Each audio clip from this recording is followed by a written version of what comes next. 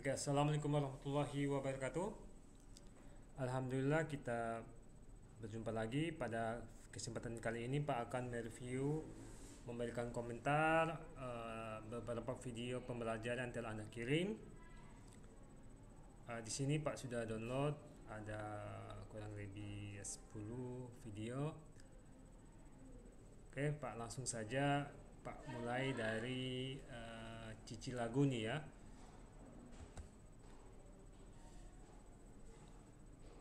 Bismillahirrahmanirrahim. Assalamualaikum warahmatullahi wabarakatuh. Baik, sebelum kita masuk pada materi hari ini, alangkah baiknya kita berdoa dulu. Berdoa dimulai. Berdoa selesai. Jadi Ibu mengabsen dulu ya. Putri, Nabila, Gita, Rizky, Salsabila. Di sini Ibu akan membacakan tujuan pembelajaran. Tujuan pembelajaran yang pertama, peserta didik mampu membedakan mana pertidaksamaan linier satu variabel dan bukan pertidaksamaan linier satu variabel. 2. Peserta didik mampu menentukan bentuk setara dari pertidaksamaan linier satu variabel. Sebelum kita lanjut dari tujuan pembelajaran di sini, Ibu mau menjelaskan sedikit apa itu pertidaksamaan linier satu variabel. Jadi, pertidaksamaan linier satu variabel merupakan kalimat terbuka dalam matematika yang terdiri dari variabel berderajat 1 dan dihubungkan dengan tanda pertidaksamaan. Jadi, kita masuk di tujuan pembelajaran yang harus Ibu jelaskan pada hari ini. Membedakan mana pertidaksamaan sistem linier satu variabel dan yang bukan. Ibu mau menjelaskan yang bukan dulu ya. Yang bukan yaitu persamaan linier satu variabel merupakan sebuah persamaan aljabar di mana tiap sukunya mengandung konstanta atau perkalian konstanta dengan tanda sama dengan serta variabelnya berpangkat 1. Ibu berikan contoh ya.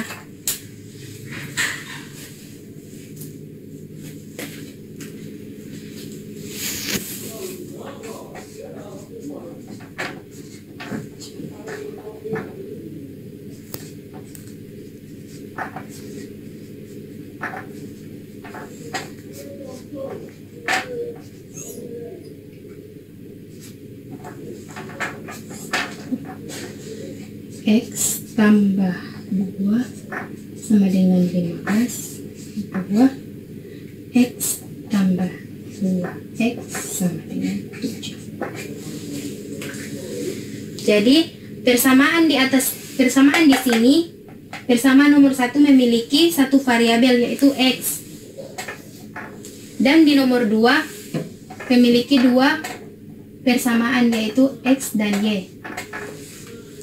Kita masuk pada pertidaksamaan linier satu variabel. Jadi pertidaksamaan linier merupakan kalimat terbuka dalam matematika yang terdiri dari variabel berderajat 1 dan dihubungkan dengan tanda pertidaksamaan. Jadi di sini contohnya, saya memberikan contoh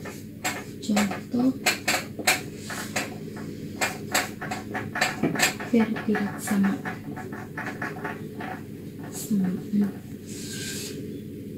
satu variabel. 1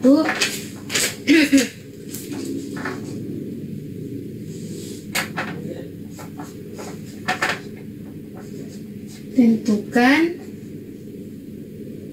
himpunan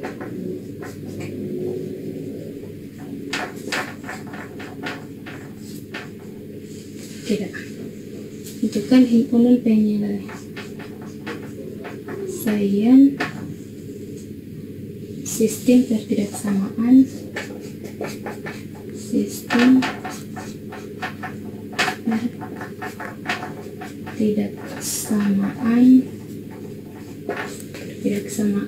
berikut ini.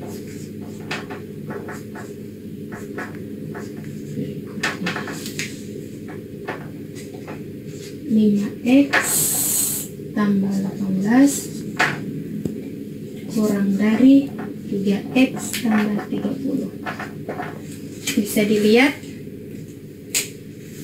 ini contoh soal.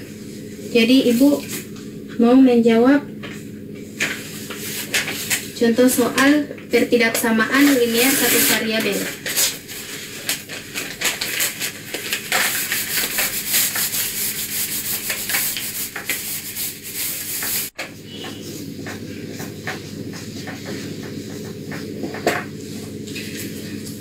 Jadi ini penyelesaian dari soal yang tadi ibu tulis ya. 5x tambah 18 kurang dari 3x tambah 30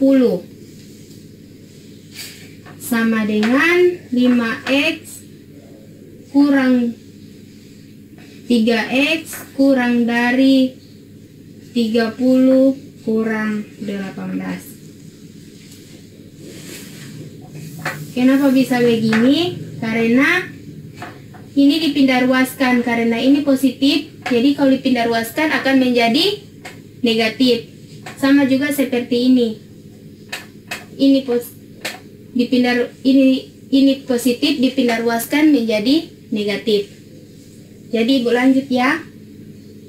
5x dikurang 2x sama dengan 5x dikurang 3x sama dengan 2x kurang dari 30 kurang 18 sama dengan 12. Jadi x kurang dari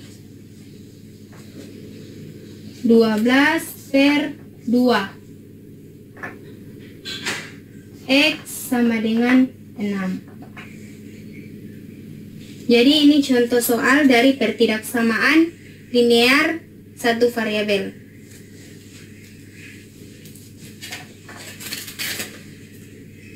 Jadi sampai di sini sudah paham? Baik, ibu akhiri pertemuan hari ini. Wabillahi taufiq wal hidayah. Wassalamualaikum warahmatullahi wabarakatuh. Bismillahirrahmanirrahim. Assalamualaikum warahmatullahi wabarakatuh. Dimulai. Berdoa selesai. Kita Rizky Salsabila pelajaran. Tujuan pembelajaran yang pertama, peserta didik mampu membedakan mana pertidaksamaan linear satu variabel dan bukan pertidaksamaan linear satu variabel. 2. Peserta didik mampu menentukan bentuk setara dari pertidaksamaan. Oke, jadi khusus untuk Cici Lagu nih ya, membawakan materi pertidaksamaan linear satu variabel. Yang pertama, komentar saya yang pertama penguasaan materi ya, penguasaan materi. Jadi untuk membawakan materi-materi pertidaksamaan linear satu variabel, sistem pertidaksamaan atau persamaan itu kita perkenalkan bentuk umumnya dulu ya. Memperkenalkan apa itu variabel, apa itu konstanta, dan apa itu tanda ketaksamaan ya. Karena sini inti dari pertidaksamaan, kita memperkenalkan di tanda kurang dari, lebih dari, kurang dari sama dengan, atau lebih dari sama dengan. Itulah tanda pertidaksamaan yang harus diperkenalkan kepada peserta didik ya. Untuk menggunakan tanda lebih dari, kurang dari, kan kita bisa menggunakan analogi-analogi yang menunjukkan misalnya A lebih tinggi dari B, B lebih tinggi dari C, dan seterusnya. Atau kita bisa sematkan kepada tinggi siswa yang ada pada lingkungan kita ya. Nah, itu yang pertama ya, harus menguasai materi. Kemudian terkait dengan tujuan pembelajaran, ingat tadi kan tujuan pembelajarannya itu apa? Tujuan pembelajarannya itu adalah membedakan mana yang pertidaksamaan dan mana yang bukan. Kenapa contoh soal yang diberikan itu sudah berbentuk sistem pertidaksamaan ya. Jadi kita harus fokus ke tujuan pembelajaran kita. Kalau tujuan pembelajaran kita belum mengarah kepada sistem, maka jangan dulu kita bawakan ya. Ini untuk Cici Lagu nih, dan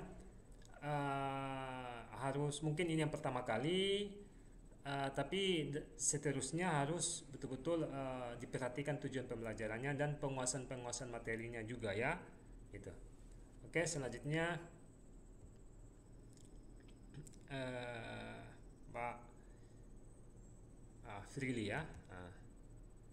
Ini Freely ini dia mengajar di kampus sekalian sebenarnya kemarin. Assalamualaikum warahmatullahi wabarakatuh. Waalaikumsalam warahmatullahi wabarakatuh. Perkenalkan, nama saya Freely Priscilla Tumeu. Saya prodi Matematika semester 7. Di sini saya akan menjelaskan tentang materi bilangan bulat. Namun anak-anak, sebelum kita masuk pada pembelajaran, sebaiknya kita berdoa dulu menurut agama dan keyakinan kita masing-masing. Berdoa mulai.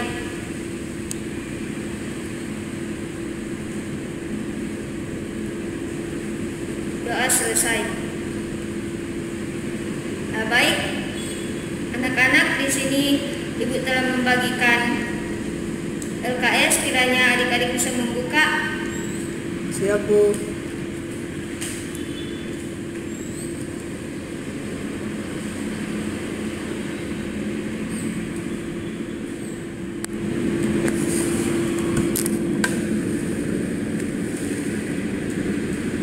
Kita tentang bilangan bulat. Sebelumnya, anak-anak pernah belajar tentang bilangan bulat? Karena Bu, SD kelas 6. Jadi bilangan bulat itu terdiri dari bilangan bulat asli,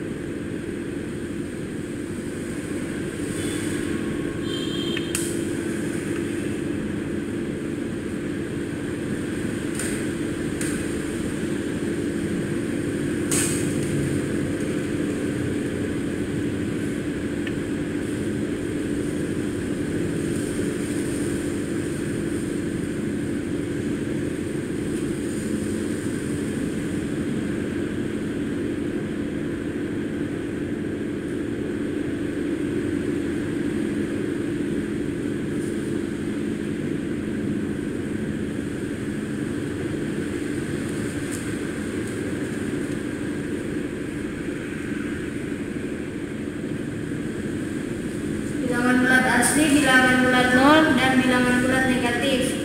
Jadi di sini ada garis bilangan. Nah, di sini bilangan bulat nol. Ini yang dimaksud dengan bilangan bulat nol. Kemudian bilangan asli yaitu 1, 2, 3, dan bilangan negatif itu -1, -2, dan -3. Jadi anak-anak, di dalam bilangan bulat termuat bilangan-bilangan yaitu 1 bilangan cacah,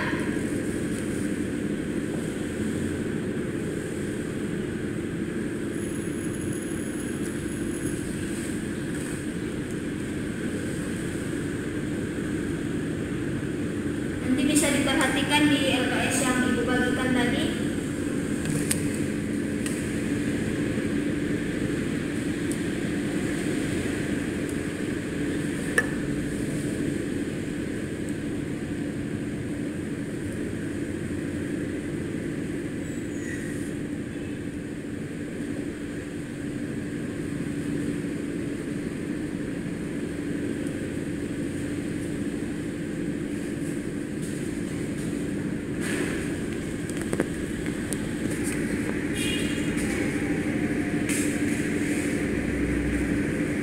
Ada yang tahu apa itu bilangan cacah? Tidak tahu, Bu. Tidak tahu? Jadi baik, bilangan cacah itu bilangan yang dimulai dari angka 0. Jadi kalau angka 0, 0, baru 1, 2, 3, dan seterusnya. Bilangan asli itu yang dimulai dari angka 1. 1, 2, 3, dan seterusnya. Dan bilangan genap yaitu 2, 4, 6, 8. Bilangan ganjil 1, 3, 5, 7. Bilangan prima 2, 3, 5, 7, 11. Jadi untuk bilangan genap yaitu bilangan yang habis dibagi 2. Misalnya 2 dibagi 2 kan habis, sama dengan 1. 4 dibagi 2 sama dengan 2. Kenapa tidak 3 di sini? Karena 3 dibagi 2 itu tidak bisa. Kemudian bilangan ganjil. Bilangan ganjil yaitu 1, 3, 5, dan 7.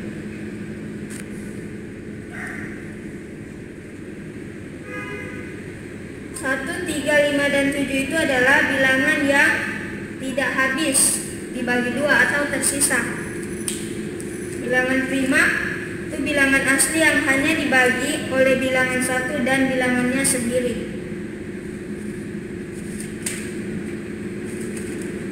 Sampai sini anak-anak paham? Paham, Bu.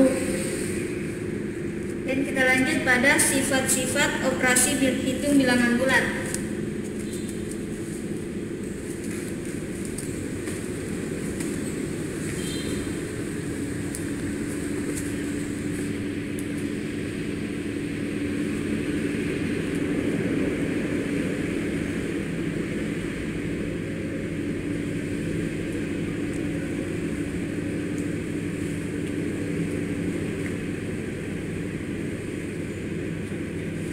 Yang pertama yaitu sifat komutatif.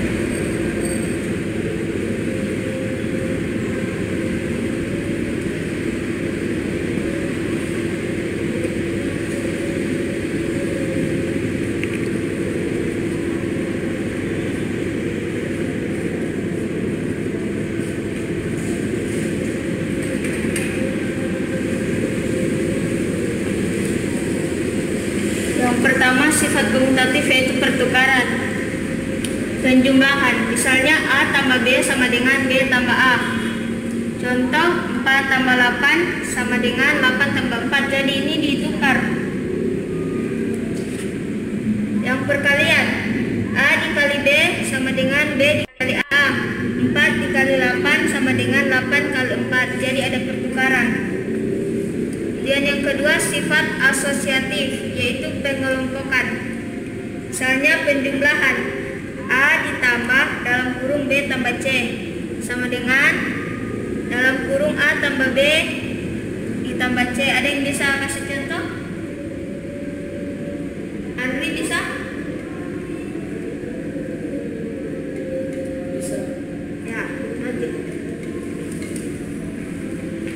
Contoh yang mana, Bu? Yang ini, sifat asosiatif.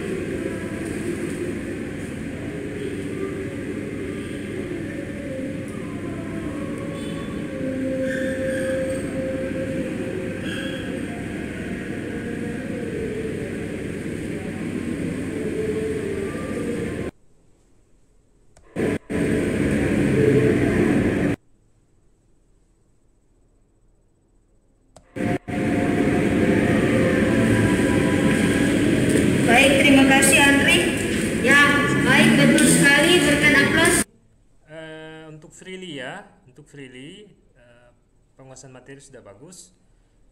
Kemudian perhatikan sistematika materinya ya, perhatikan sistematika materi. Itu kembali lagi di mana? Kembali ke tujuan pembelajaran apa yang kemudian disampaikan ya. Ingat kembali ke tujuan pembelajaran, karena materi bilangan bulat ini materi yang dasar konsepnya, sehingga penyampaian yang diberikan itu harus betul-betul jangan ada yang salah, karena nantinya ketika di penyampaian bilangan bulat ini salah konsep, itu akan terbawa ke siswa itu ke SMP sampai dan seterusnya terkait dengan dia melaksanakan operasi-operasi hitung bilangan bulat ya. Jadi khusus untuk freely perhatikan sistematika materi yang dikaitkan dengan tujuan pembelajaran ya. Jangan semuanya kita akan bawa. Jadi dalam satu pertemuan itu lihat di alokasi waktunya.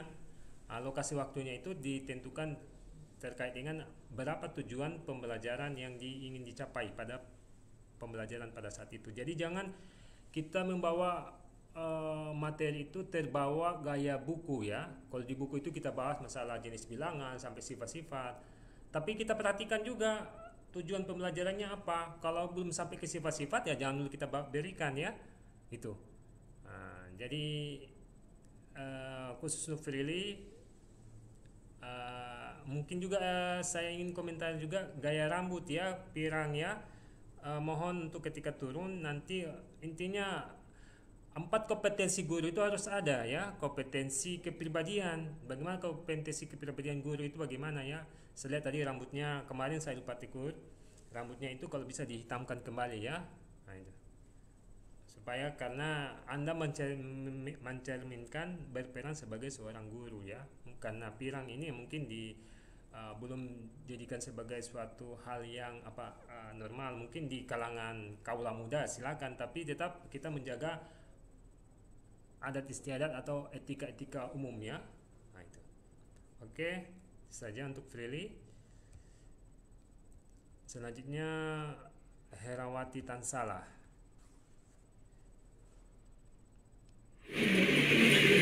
Selamat pagi dan salam sejahtera untuk kita semuanya. Shalom.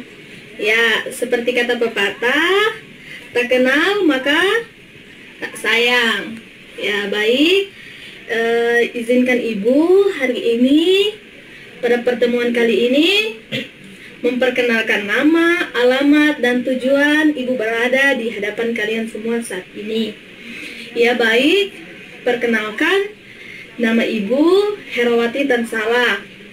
Ibu sekarang tinggal di Korompeli. Tujuan Ibu berada di sini adalah untuk memenuhi mata kuliah Ibu, yaitu PLP 2.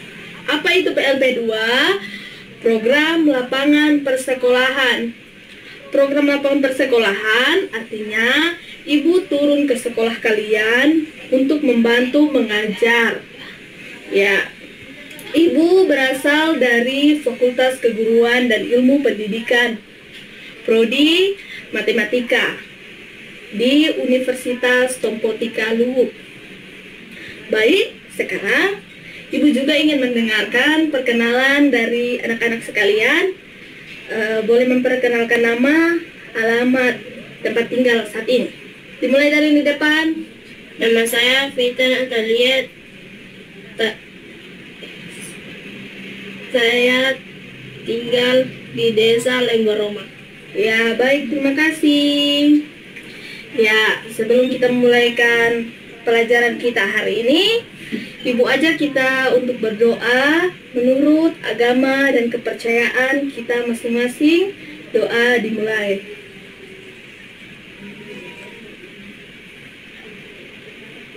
Doa selesai.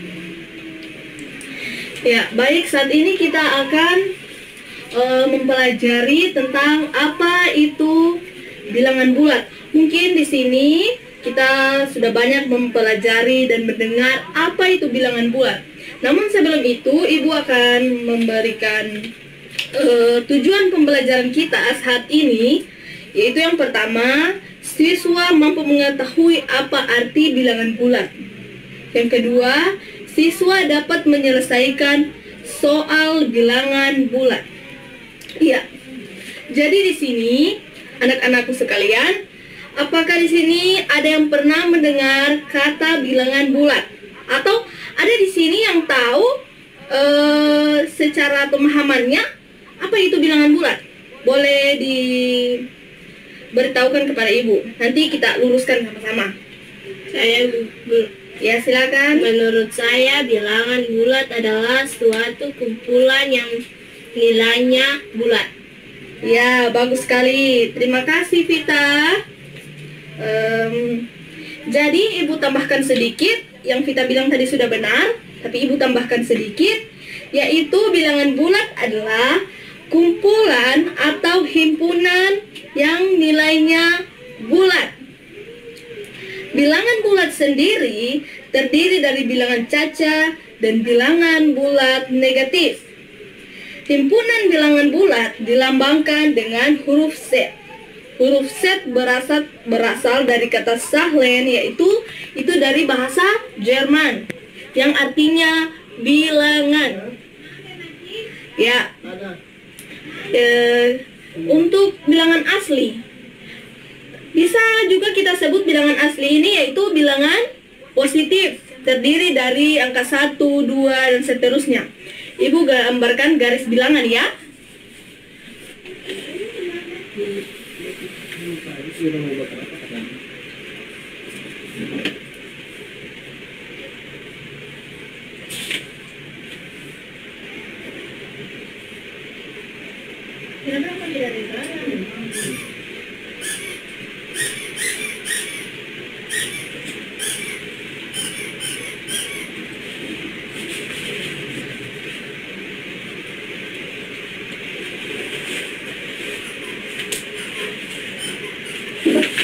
Ya, baik. Di sini adalah contoh garis bilangan. Contoh garis bilangan. Yang mana disebut bilangan asli atau bilangan positif.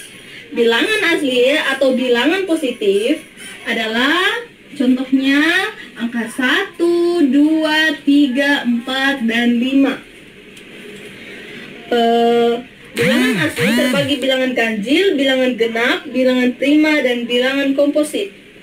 Bilangan ganjil adalah himpunan bilangan asli yang nilainya tidak habis dibagi 2. Sebaliknya, bilangan genap adalah himpunan bilangan asli yang nilainya dibagi 2. Sedangkan bilangan prima adalah himpunan bilangan asli yang lebih dari 1 dan hanya dibagi dengan angka 1 atau bilangan itu sendiri. Nah, bilangan asli lebih dari 1 yang tidak termasuk bilangan prima disebut bilangan komposit. Ya, coba diperhatikan garis bilangan tersebut. Kita akan lihat bilangan asli. Yang mana ini bilangan asli? Ini bilangan asli.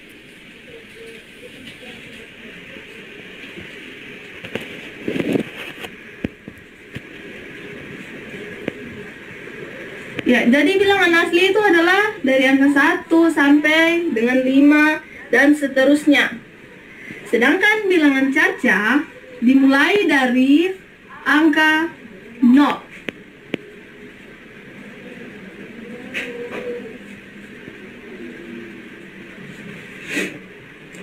Sedangkan bilangan bulat negatif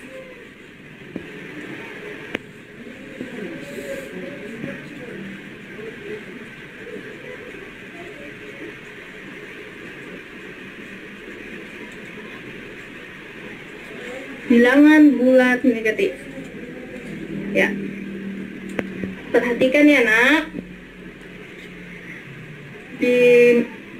Sekarang setelah kita mengetahui garis bilangan, kita akan belajar mengoperasikan bilangan bulat.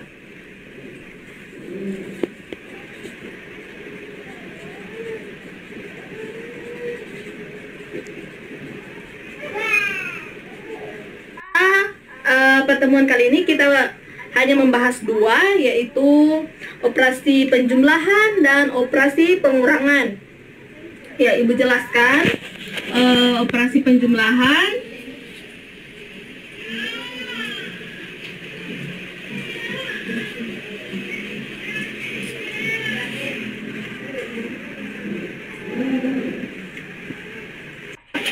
Misalkan bilangan caca dan jenisnya ditentukan dengan jenis bilangan terbesar.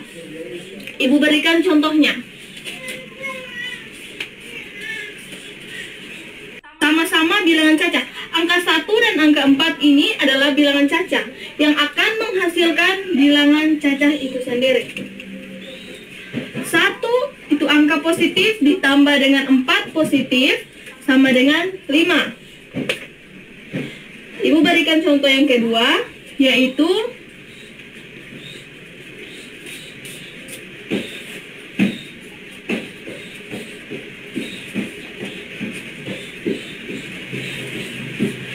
ditambah dengan bilangan negatif, hasilnya adalah bilangan positif. Namun, perlu diperhatikan sebaik-baik mungkin apabila dalam bilangan seperti ini, ketika bilangan positif lebih besar, maka hasilnya akan bilangan positif. Namun ketika dia lebih besar bilangan negatifnya, maka kemungkinan memang hasilnya akan menjadi bilangan negatif. Ibu berikan contoh untuk yang seperti itu. Min 6, di sini ya, min 6. 2, min 1. Berikutnya contoh, Ibu berikan contoh lagi. Seumpamanya dia 4. 4 ditambah dengan min 1. Kira-kira hasilnya positif atau negatif? Positif. Ya, hasilnya positif karena 4 dikurang min 1, kurang min 1 karena min 1 kan di sebelah kiri, jadi kita tambahnya kurang ke min ke. Satuan khusus pada pengurangan adalah apabila dikurang min linearnya positif. Angka ada yang kurang paham, yang temu di pertemuan berikutnya dengan yang berikutnya. Ini masih ada 2 ya, yaitu perkalian dan pengurangan lagi, perkalian dan pembagian lagi kita akan ketemu di minggu depan.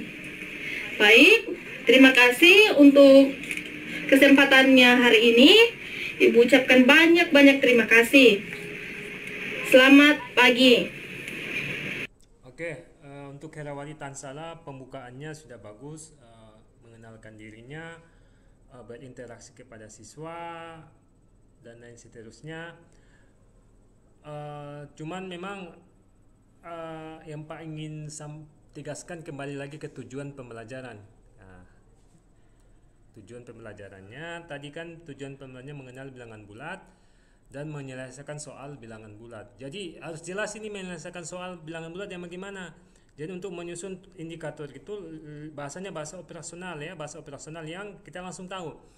Misalnya siswa dapat menyelesaikan operasi hitung bilangan bulat, berarti yang pasti soal-soalnya itu berkaitan dengan operasi hitung ya, penjumlahan ataupun pengurangan. Nah, itu misalnya. Kemudian ingat sekali lagi, ini materi bilangan bulat adalah materi gampang bagi kita yang sudah tahu, tapi susah bagi mereka yang belum tahu. Gampang-gampang susah karena ini adalah materi konsep dasar pengenalan atau penjumlahan bilangan itu sendiri. Sehingga dalam pengenalannya bilangan bulat itu apa, bilangan asli, caca, dan prima itu sebaiknya kita menjelaskan, kita tulis. Nah, bilangan asli simbolnya A yang terdiri dari angka 1, 2, dan seterusnya. Bilangan bulat negatif 1 dan seterusnya. Bilangan caca yang terdiri dari 0, 1, dan seterusnya. Jadi masing-masing bilangan itu kita tulis simbolnya dan kita tulis angka-angkanya ya. Nah, baru kemudian Untuk menjelaskan materi-materi bilangan bulat ini, kita menggunakan berbagai macam pendekatan ya, berbagai macam penjelasan. Tidak cukup satu penjelasan. Karena sini kan penjelasannya kita menggunakan ya, kebetulan menggunakan garis bilangan. Oke, kalau kita menggunakan garis bilangan dalam penjumlahannya, setiap soal itu siswa itu ketika ingin menyelesaikan soal bilangan bulat, satu soal misalnya negatif 4 tambah negatif 2 misalnya. Nah, itu mereka membuat garis bilangan untuk menjawab soal tersebut. Nah, jadi misalnya ada 4 soal, maka ada 4 garis bilangan yang mereka harus buat untuk menjawab soal tersebut, yang mana bilangan positif itu diarahkan ke kanan, bilangan negatif itu ke kiri. Nah, itu jadi tidak langsung mengoperasikan ya, tidak langsung kita meminta mahasiswa tersebut langsung mengoperasikan 4 tambah negatif 2 sama dengan 2, tapi harus ada penguatan konsep tersebut menggunakan garis bilangan. Jadi siswa itu harus menggambarkan juga garis bilangan. Nah, itu ya, karena ini materi dasar. Ingat, salah konsep nanti ketika mereka menjumlahkan ke istilah dalam penjumlahan materi-materi sistem persamaan linier dan sebagainya, penjumlahan bilangan negatif dengan positif itu salah. Nah, jadi ini yang saya ingin ingatkan bagi mereka nanti yang mengajarkan materi-materi bilangan bulan. Dan pendekatan-pendekatannya tidak hanya untuk garis bilangan, tapi penganalogian juga ya. Nah, penganalogian. Jadi bisa kita bawa ke soal cerita. Ya, soal-soal cerita bilangan bulan kan banyak. Nah, dan soal cerita itu sebaiknya soal cerita yang mereka bisa pahami. Nah, kadang-kala ada menggunakan konsep utang piutang ya. Kalau siswa tidak pernah merasakan utang piutang ya jangan menggunakan itu. Tapi cari penjelasan yang lain yang mereka pernah alami. Karena kenapa? Karena kita meminjam konsep misalnya garis bilangan ini mereka harus pahami ya, kita gunakan penjumlahan menggunakan garis bilangan ya. Kita menggunakan konsep garis bilangan. Sejauh mana mereka bisa paham, sejauh mana mereka kuasai tentang garis bilangan. Gitu. Begitupun juga sejauh mana kita memainkan misalnya ada lah, kebetulan ada siswa yang sudah paham tentang utang piutang. Kita menganalogikan penjumlahan penggunaan menggunakan itu. Sejauh mana mereka bisa paham tentang penjumlahan tersebut menggunakan konsep utang piutang, sejauh mana mereka menguasai konsep utang piutang itu sendiri. Nah, itu yang bisa dipahami ya. Nah, itu. Oke, itu untuk Herawati Tansala. Dan yang lainnya ya, khusus untuk yang materi-materi bilangan bulat ini. Selanjutnya ya, Nurul Husna ya. Assalamualaikum warahmatullahi wabarakatuh. Perkenalkan, nama saya Nurul Husna Amin, Prodi Matematika. Baik, sebelum kita melakukan pembelajaran, kita berdoa menurut keyakinan masing-masing. Doa dimulai. Doa selesai. Ya, pada pagi hari ini kita belajar tentang bentuk-bentuk pecahan. Sebelum masuk ke materi inti, adapun tujuan pembelajaran yaitu siswa dapat menyebutkan bentuk-bentuk pecahan, siswa dapat menuliskan 3 contoh masing-masing pecahan, siswa dapat mengubah pecahan biasa ke pecahan desimal. Adapun bentuk-bentuk pecahan, salah satunya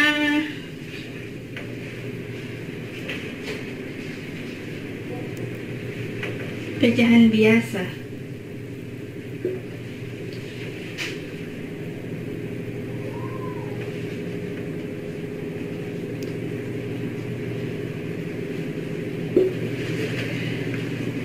Perlu diketahui, pecahan biasa itu adalah bilangan yang ada penyebutnya dan pembilang atau pembilang dan penyebutnya. Contohnya seperti 1/2. Yang satu ini adalah pembilang.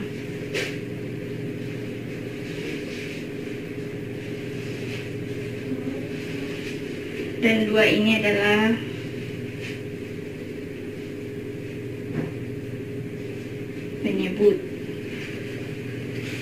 Dan pecahan desimal adalah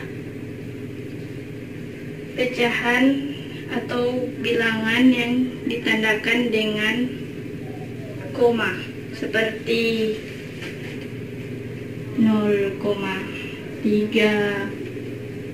0,5. Ini yang dinamakan pecahan desimal. Adapun contoh soal untuk mengubah pecahan biasa ke pecahan desimal. Contohnya 1/2 sama dengan cara mendapatkan jawabannya adalah seperti ini. Kita pembilangnya di dalam dan penyebutnya di luar. 1/2 kan tidak bisa, jadi kita punya 0. Jadi atas 0,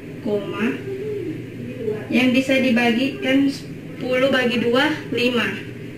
Jadi sini 5 dan 5 kali 2 10, 0.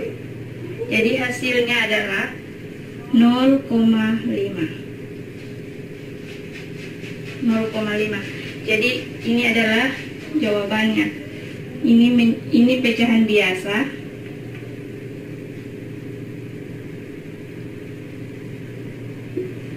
Dan ini pecahan desimalnya.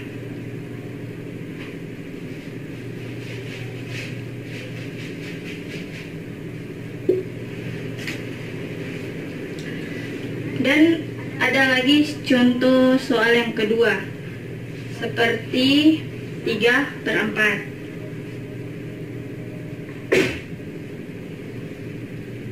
Caranya sama juga dengan ini.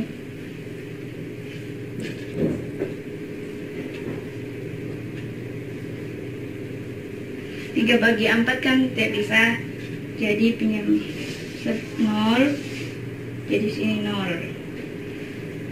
Yang mendekati dengan 30 dalam perkalian 4 itu ada 28.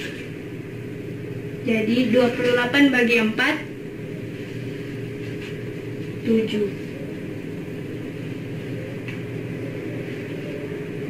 20. Ini kan 2, pinjam lagi nolnya, tapi tidak usah ditulis di atas karena sudah ada 0, jadi sini 20 bagi 4 itu kan 5.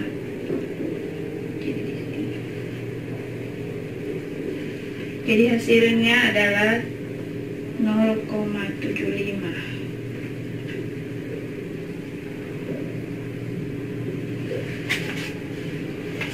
Jadi inilah contoh soal dari pecahan biasa ke pecahan desimal, dan kita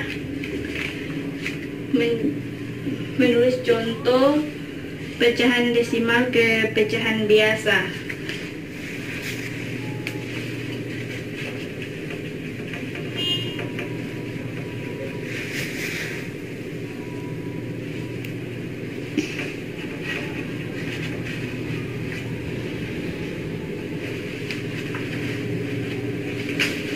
Mengubah pecahan desimal ke pecahan biasa. Adapun contoh soalnya yaitu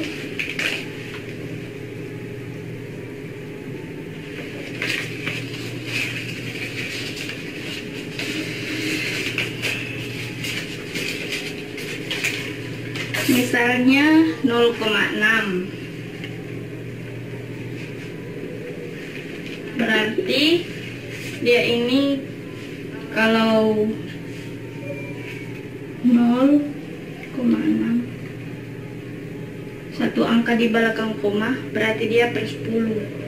Jadi 6/10. Dia masih bisa diperkecil lagi. Jadi dibagi 2,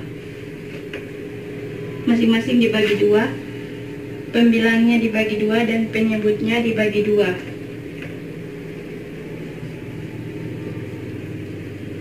maka hasilnya 6 bagi 2, 3, 10 bagi 2, 5. Jadi kan ini tidak bisa dibagi, maka ini hasil terakhirnya. Jadi 0,6 sama dengan 3,5. Dan ada lagi contoh soal yang kedua. Misalnya 0,75. Kalau dua angka di belakang koma, maka dia per 100. Jadi 75 per 100. Masih bisa diperkecil. Kalau kita misalnya bagi 5 ya, masing-masing dibagi 5. 75 bagi 5 sama dengan 15 per 100 bagi 5, 20. Jadi masih bisa diperkecil lagi. Dia dibagi 5.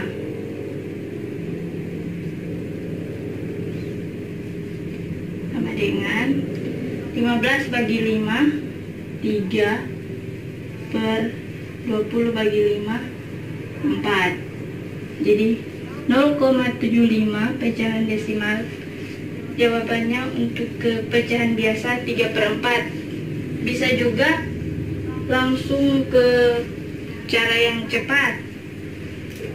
Misalnya 75 per 100 dibagi bagi 15.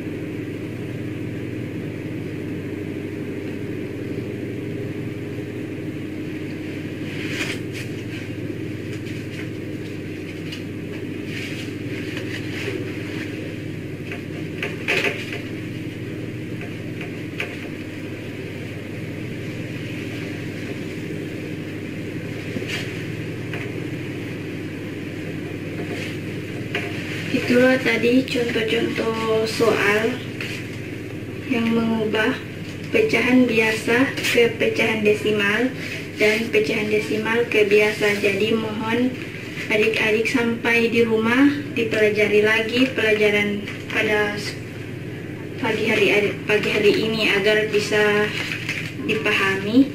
Jika ada yang perlu ditanyakan bisa ditanya.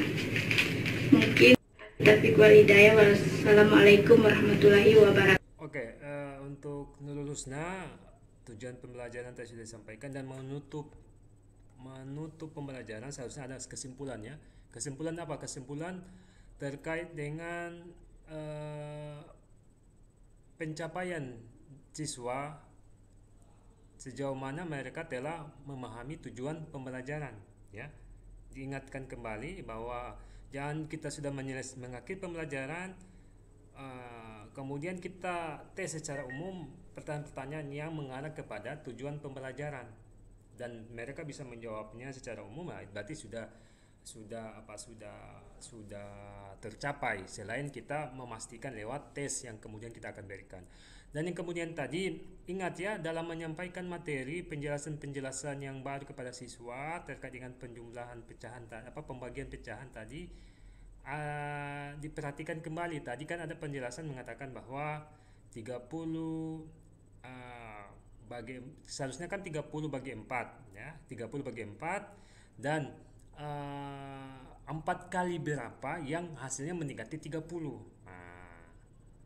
Jadi tidak langsung 28 yang kemudian kita temukan, tapi 7 dulu kemudian 28. Tadi kan 28 dulu baru muncul 7.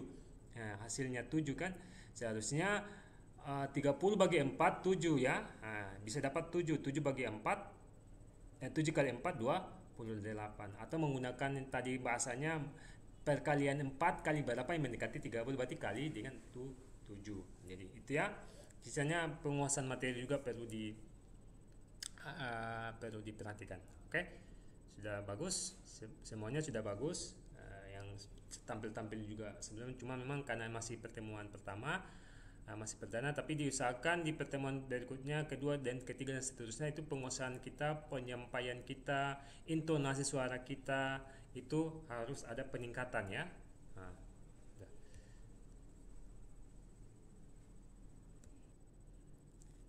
Oke, selanjutnya Nurmalah ya. Assalamualaikum warahmatullahi wabarakatuh. Perkenalkan, nama saya Nurmalah Balaga, NPM 1884202012. Saya dari Prodi Matematika semester 7. Baiklah, puji syukur kita panjatkan kehadirat Tuhan Yang Maha Esa, karena dengan izinnya lah semata kita dapat dipertemukan dalam keadaan sehat walafiat untuk mengikuti pembelajaran matematika. Baiklah, untuk memulai mata pelajaran terlebih dahulunya kita berdoa dimulai.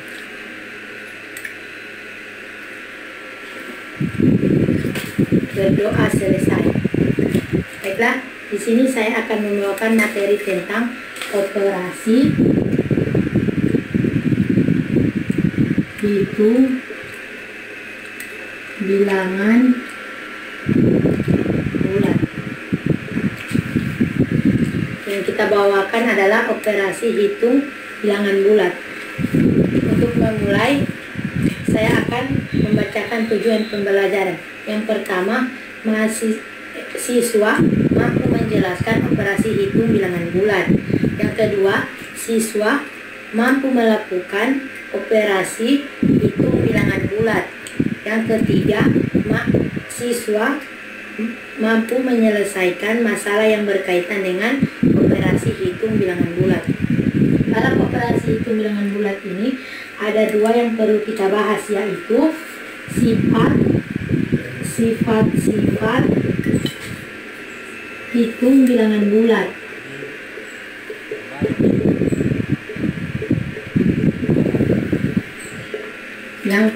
Yang kedua, dia operasi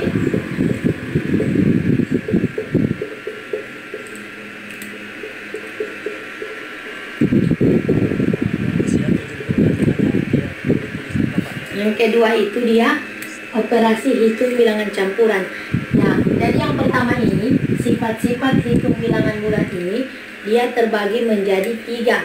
Yang pertama itu sifat komutatif, di mana sifat komutatif itu atau juga disebut sifat pertukaran. Sifat komutatif pada penjumlahan bentuk umumnya adalah sebagai berikut, seperti ini. A tambah B sama dengan B tambah A. Contohnya 5 tambah 3 sama dengan 3 tambah 5. 5 tambah 3 sama dengan 8. 3 tambah 5 sama dengan juga 8. Jadi sifat komutatif pada penjumlahan. Untuk sifat komutatif pada perkalian dia adalah A kali B sama dengan B kali A. Jadi A kali B sama dengan B kali A. A kali B coba 5 kali 3 sama dengan 3 dikali 5. Jadi 5 kali 3 sama dengan 15. Nah, untuk 3 kali 5 sama dengan 15. Jadi 15 dengan 15 jadi sama. Untuk luas kiri dan kanan itu sama. Jadi untuk sifat komutatif ini tidak berlaku pada pengurangan. Untuk sifat yang kedua adalah sifat sifat asosiatif, yaitu sifat pengelompokan.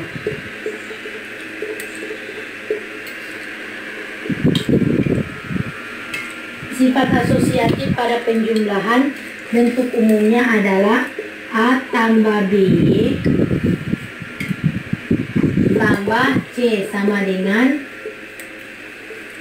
A tambah dalam kurung B tambah C. Jadi contohnya ini A kita taruh 5 tambah ini B 3, ini C 2. Jadi ini juga sama A nya 5 tambah B tambah C, B nya 3 tambah 2 60. Jadi coba 5 tambah 3 sama dengan 8 ditambah 2 sama dengan 5 tambah ini turun 5 ditambah 3 tambah 2 sama dengan 5. Jadi 8 tambah 2 sama dengan 10. 5 tambah 5 sama dengan 10. Jadi ini sifat asosiatif pada penjumlahan. Luas kiri dan kanannya sama-sama 10. Untuk sifat asosiatif pada perkalian, di mana A kali B dalam kurung kali C sama dengan A kali dalam kurung B kali C. Sama juga dengan tadi penjumlahan, jadi 5 kali 3 kali 2 sama dengan 5 kali 3 kali 2. 5 kali 3 sama dengan 15 dikali 2. Ini 5 kali 6. Karena 3 kali 2 sama dengan 6. Jadi 15 kali 2 sama dengan 30. 5 kali 6 sama dengan 30. Jadi sama 30. Jadi untuk sifat asosiatif atau pengelompokan, sifat distributif. 3. Pengurangan. Bentuknya seperti ini, bentuk umumnya A kali B kurang C sama dengan A. Kanan sama-sama hasilnya 5. Jadi untuk 50 sama dengan A kali 50. Kan kita bagi dengan 3, hasilnya ini kita hasilnya tinggal 4000. Kita tambah 2500. Oke, baiklah. Sampai di sini materi yang Ibu jelaskan. Cukup sekian dan terima kasih. Oke, masih ada beberapa yang menutup pembelajaran itu tidak menyimpulkan ya. Jadi sebaiknya setiap pembelajaran itu kita ini Pak sering ingatkan kembali ya. Menyimpulkan itu apa yang disimpulkan? Pembelajaran apa ya? Pembelajaran yang barusan telah dicapai oleh peserta didik. Apa yang dicapai? Tujuan pembelajaran. Nah, jadi perhatikan kembali lagi ke tujuan pembelajaran itu apa ya.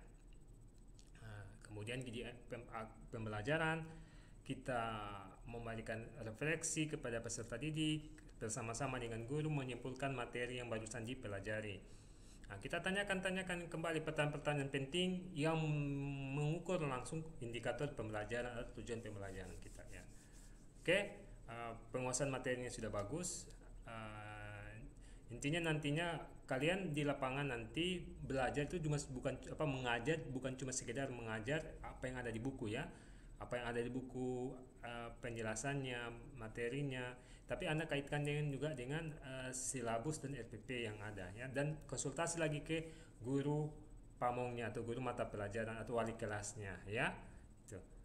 Mungkin itu saja komentar saya terkait dengan 5 video pada bagian kedua ini. Saya akhiri, wabillahi taufiq wal hidayah. Wassalamualaikum warahmatullahi wabarakatuh.